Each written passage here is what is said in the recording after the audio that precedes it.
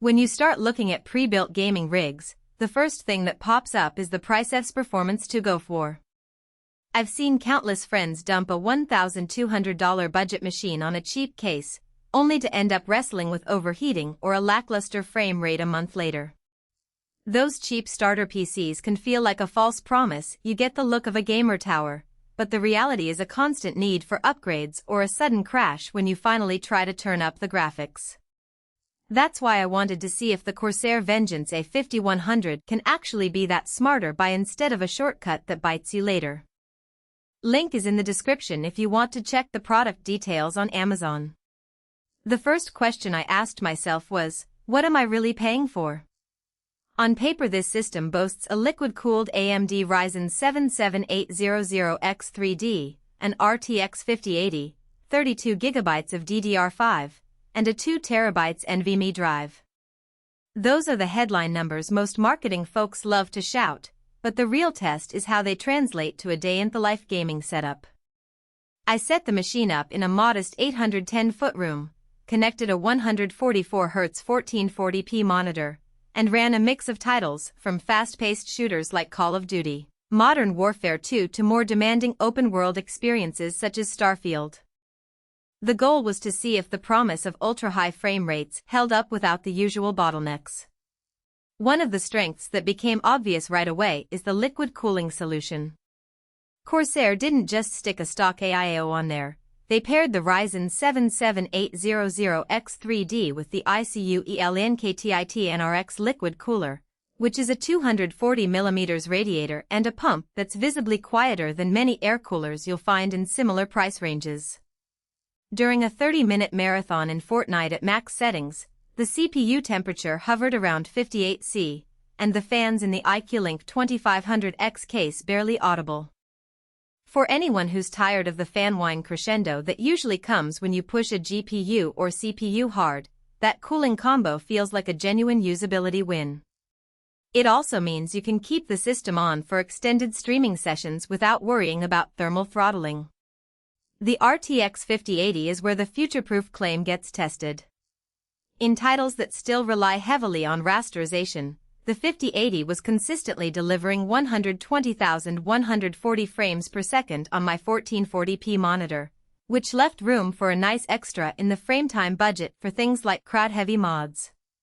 When I switched to a ray-traced workload in Cyberpunk 2077 with DLSS 3 enabled, the FPS dropped to the low 70s. Which is still enjoyable but not the 120 frames per second you might have hoped for at native resolution. The practical takeaway? If your main focus is competitive shooters or esports titles, you'll feel the performance edge. If you're chasing the absolute highest ray-traced settings, you won't quite be at the no-compromise level, but you will still be well above older generation cards.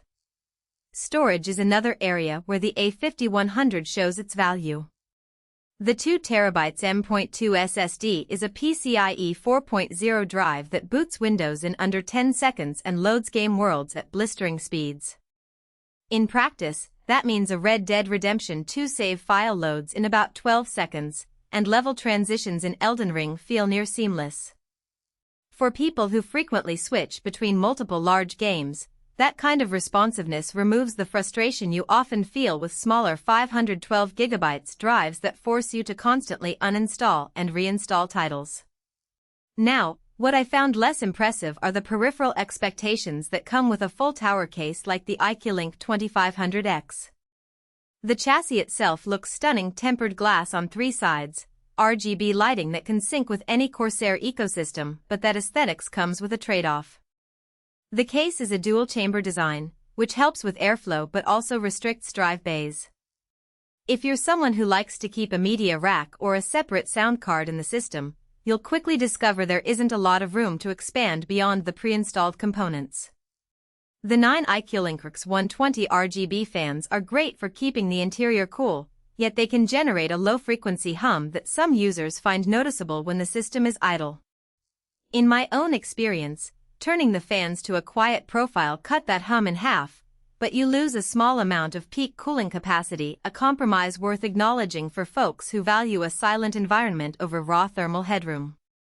Who should buy this rig?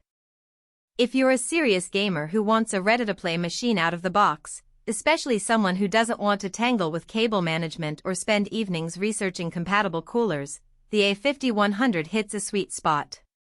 It also makes sense for streamers who need a powerful CPU for encoding and a GPU that can handle the dual load of gameplay and broadcast.